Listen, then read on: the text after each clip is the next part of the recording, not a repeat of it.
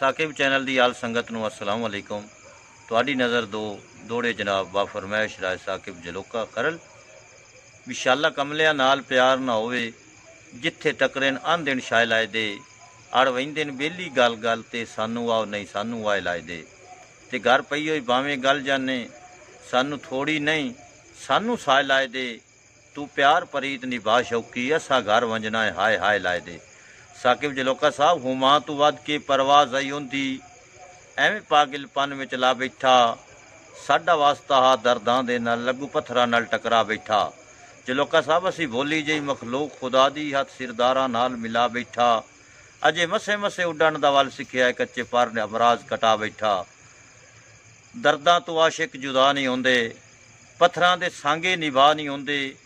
दर्दां तो आशिक जुदा नहीं होंदे, सदी तो पूजा बतेरी ये कीती, पर बुत्तां दे वासी खुदा नहीं होंदे। लाइक जरूर करना, मेहरबानी, थैंक यू।